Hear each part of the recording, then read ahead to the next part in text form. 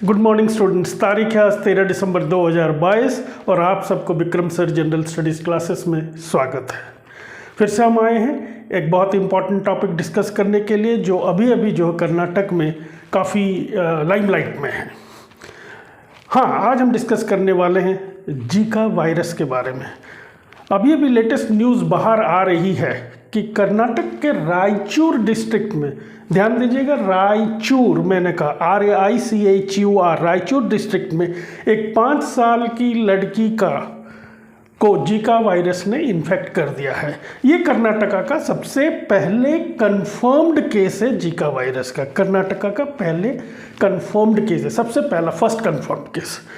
वहाँ के जो हेल्थ ऑफिशियल्स जो है पूरी तरह से सतर्क हैं और पब्लिक को आश्वासन दे रखा है कि पैनिक होने की ज़रूरत नहीं है और इसके लिए उचित ट्रीटमेंट दी जा रही है वो 5 साल के बच्चे को।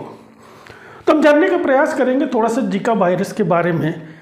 ये जो जीका वायरस जो है ये इसका जो ट्रांसमिशन होता है एक मच्छर के माध्यम से। उस मच्छर का नाम है Aedes mosquito, Aedes AEDES, Aedes mosquito.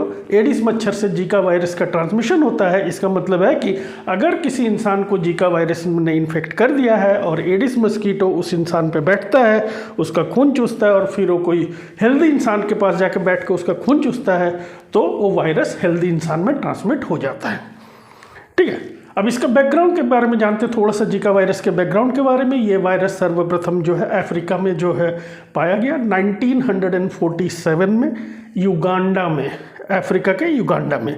यहाँ एक जनरल स्टडीज़ का क्वेश्चन है और उम्मीद करता हूँ कि आप सबको इसका आंसर पता है। अगर नहीं पता है तो मेरे कल वाला वीडियो जिसमें मैंने बताया था कि अफ्रीका में एक नया समुंदर बन रहा है वो देख लीजिएगा, आपको समझ में आ जाएगी।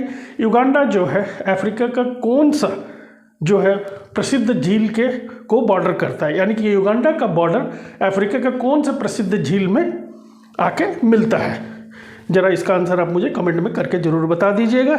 और वहाँ के एक जंगल है जिसका नाम है जीका जंगल, वो जंगल का नाम है जीका जंगल। और वहाँ के जो बंदरों में ये वायरस 1947 में पहली बार पाया गया था और तब से इस वायरस का नाम पड़ा जीका वायरस। हालांकि ये वायरस से जो है इंडिया को इतना ज़्यादा खतरा नहीं है। इंडिया उन ज्योग्राफीज में नहीं आता है, उन ज्योग्राफिकल लोकेशंस में नहीं आता जहाँ पर कि जीका वायरस का बहुत गहरा प्रभाव पड़ा हो या प्रकोप हुआ हो आज से पहले भी। ठीक है, इसका मेजर जो प्रभाव जो है अफ्रीकन रीजन में जो है, युगांडा के आसपास के रीजन में, कंट्रीज़ में, प्लस जो है अमेरिकाज में बहुत ज़्यादा देखने को मिला है इस जीका वायरस का। तो 2015 में जो है जीका वायरस ने जो है अमेरिका में पूरी तरह से मतलब उनके हेल्थ सिस्टम को प्रॉब्लम में डाल दिया था, क्योंकि जीका बहुत तेज़ से अमेरिका में फैला था। लगभग 1 मिलियन से ज़्यादा केसेस आ गए थे 2015-16 के दौरान, और 2017 के बाद से ऐसे कुछ केसेस देखने को नहीं मिल रहे हैं। यानी कि जीका जो है एक एपिडेमिक का लेवल तक नहीं पहुँचा है, एंडेमिक लेवल में ही रह गया है। आप लोगों को अगर एपिडेमिक, एंडेमिक और पेंडेमिक के बारे में जानना है तो इससे पहले के मेरे वीडियोज़ को रेफ़र कीजिए, उसमें मैंने बताया हुआ है कि कौन सी बीमारी को एपिडेमिक बोलते हैं, कौन सा एंडेमिक होता है और कौन सा पेंडेमिक होता है। पेंडेमिक तो आप सबको पता है, जो कोविड जो है, कोरोना जो है, वो एक पेंडेमिक बीमारी था जिससे पूरी दुनिया जूझ चुकी थी। उसी दौरान 2015-16 के दौरान जो है वर्ल्ड हेल्थ ऑर्गेनाइजेशन ने ये जो जीका वायरस का अटैक आया था अमेरिका में, पूरी अमेरिका में अटैक हो गया था जीका वायरस का, तो उस दौरान वर्ल्ड हेल्थ ऑर्गेनाइजेशन ने international public health emergency issue किया था, लेकिन थोड़े दिन बाद जो है उन्होंने ये इमरजेंसी को हटा दिया। ठीक है, अब जीका वायरस का प्रॉब्लम ये है कि जीका वायरस से सबसे ज़्यादा जो है इन्फेक्टेड या सबसे ज़्यादा खतरा किसको है? जीका वायरस से सबसे ज़्यादा खतरा जो प्रेग्नेंट वीमेन है, जो माताएं गर्भावस्था में हैं, उनको है। अब ये वायरस में एक प्रॉब्लम ये है कि अगर किसी प्रेग्नेंट वुमेन की बॉडी में ये वायरस चली जाती है थ्रू एडिस मच्छर के काटने से या किसी और सोर्सेस से भी, मैं बता दूंगा आपको कि कौन कौन से सोर्सेस से वायरस ट्रांसफ़र हो सकता है। सिर्फ एडिस मच्छर के काटने से ही नहीं होता है। अगर कोई गर्भवती महिला के शरीर में चले जाती है तो ये वायरस जो है उनका प्लेसेंटा, यानी कि जो माँ के पेट से, जो शिशु के पेट में जो नली लगी रहती है उसको प्लेसेंटा बोलते हैं, उसके माध्यम से शिशु के शरीर में चले जाता है और उससे एक बहुत ही भयंकर बीमारी शिशु को हो जाती है। उस बीमारी का नाम है ये माइक्रोसेफली। माइक्रोसेफेली उस बीमारी का नाम है।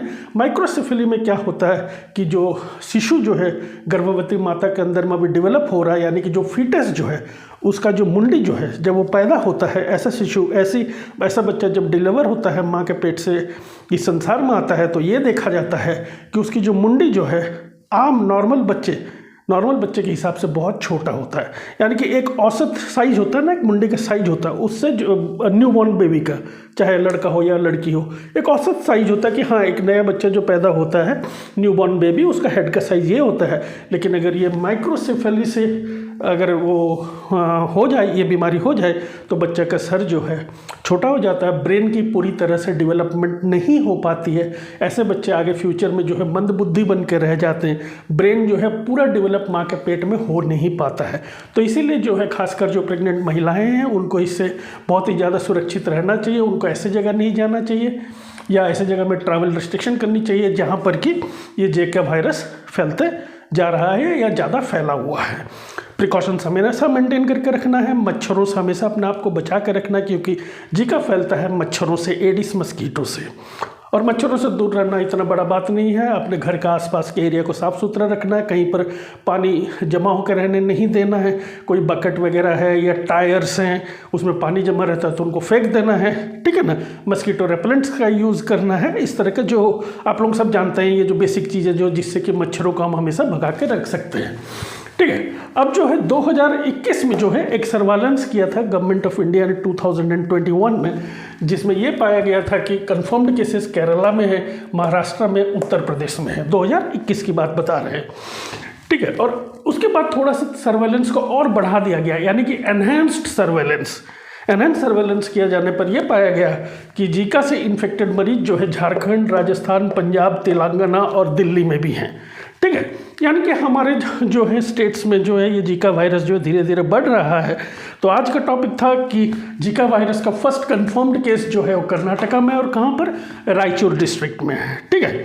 एंट्रेंस लेवल के लिए, जनरल स्टडीज़ के लिए बहुत ही इंपॉर्टेंट है। आपको याद रखना जो चीज़ें मैंने बता दिया है। ये युगांडा से निकला था। ये वायरस जो है पहले बंदरों में पाया जाता था और बंदरों से फिर ह्यूमंस में आया, और ऐसा होते होते आगे चलते चलते पूरे वर्ल्ड में ये वायरस फैल चुका है।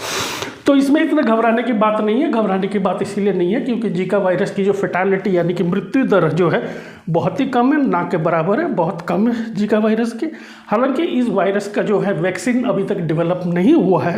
भारत बायोटेक, आप सब जानते हैं भारत बायोटेक, जिन्होंने कोविड का वैक्सीनेशन भी बनाया है, उन्होंने ये वैक्सीन बनाने में सबसे पहले पहल की थी 2016 में। अभी ये वैक्सीन जो है क्लिनिकल ट्रायल्स में है, यानी कि 2016 से 2022 करीब 6 साल हो चुके हैं। इनका कई फेजेस ऑफ ट्रायल्स होते हैं कोई भी वैक्सीन को मार्केट में लाने से पहले, तो अभी क्लिनिकल ट्रायल्स चल रही है। और अगर भारत बायोटेक सक्सेसफुल हो जाता है तो भारत बायोटेक जो है दुनिया का सबसे पहला कंपनी होगा जो सक्सेसफुली एक प्रूवन वैक्सीन जीका वायरस के लिए डेवलप कर लेगा। अभी के टाइम में जो है डॉक्टर सिम्टोमेटिक ट्रीटमेंट दे रहे हैं, यानी कि सिम्टम्स के हिसाब से ही ट्रीटमेंट दे रहे हैं। और हाँ, ये एडिस मस्कीटो जो मतलब ये उसी लेवल का डिजीज़ है जिस तरह की चिकनगुनिया, येलो फीवर या ना डेंगी, आप लोग डेंगू बोलो या जो बोलो, डेंगी बीमारी है, ठीक है ना। ये इसी तरह का ही बीमारी है, ये भी जीका वायरस जो है।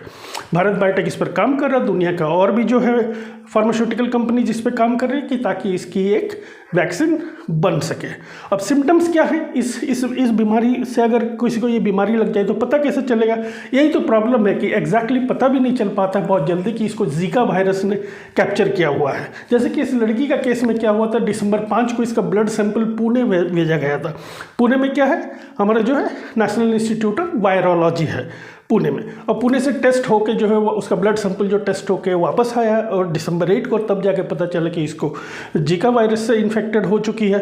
हाँ, और अभी ये न्यूज़ निकल के बाहर आ रही है, ठीक है। ये सारी चीज़ आपको सब याद रखना है, ये इसमें इतना पैनिक होने की बात नहीं है। सिम्टम्स जो मैं आपको बता रहा था उसमें वही होते कि शरीर में जो है रैशेस आ जाते हैं। रैशेस मतलब जो खुजली, जो लाल लाल धब्बे टाइप के हो जाते हैं ना, जैसे कोई चीज़ की रिएक्शन आपकी बॉडी से हो जाए तो जिस तरह के लाल लाल धब्बे होते हैं वो हो जाते हैं। जॉइंट्स में बहुत ज़्यादा पेन हो जाते हैं, घुटनों में और भी बाकी बॉडी में, कमर में बहुत ज़्यादा पेन हो जाती है। हाई बुखार आ जाता है, बुखार बहुत तेज हो जाता है। आँखें लाल हो जाती है, जैसे कि कंजंक्टिवाइटिस में होता है, जो लाल आँख हो जाती है ना वो होती है, आँखें फूल जाती हैं, ठीक है ना। तो इस तरह के जो ये सिम्टम्स आते हैं, जो नॉर्मल फीवर में सिम्टम्स आती हैं, ये जो जिका वायरस अटैक करने के बाद भी इसी तरह के ही सिम्टम आते हैं। तो डॉक्टर्स जो है नॉर्मली बहुत जल्दी इस जिका वायरस को जो है लेबोरेटरी टेस्ट में पकड़ नहीं पाते हैं, ठीक है ना।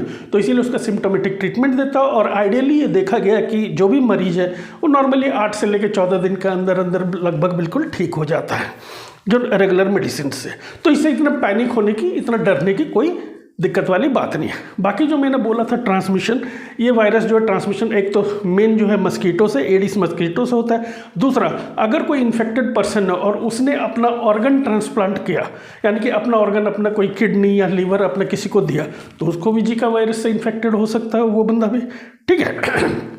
इस तरह अगर किसी इन्फेक्टेड पर्सन ने अपना ब्लड डोनेट किया, तो जिसके पास उसका डोनेटेड ब्लड जाएगा, जिसको चढ़ाया जाएगा, उसको भी जिका वायरस हो सकता है। उसी तरह अगर कोई स्त्री पुरुष जो है आपस में मिलते हैं, ठीक है, और उन दोनों में से किसी को जिका वायरस से इन्फेक्टेड है, तो दूसरे को भी जिका वायरस होने की संभावना बहुत ज़्यादा हो जाती है, बल्कि होती है, दूसरे को भी जिका वायरस इन्फेक्ट कर देता है। तो सारे प्रिकॉशनरी मेजर्स हमें लेना है, पैनिक नहीं करना है। कर्नाटक में ये केस आ गया तो क्या हुआ, कोई दिक्कत नहीं है, हमारी जो ये इतना फैटल नहीं है, फैटल मतलब इसकी मृत्यु दर इतनी ज़्यादा नहीं है, इसीलिए बिल्कुल भी आप चिंता ना करें, सब कुछ बढ़िया चल रहा है हमारे कंट्री में। I hope you have enjoyed the session. Have a great day and take care.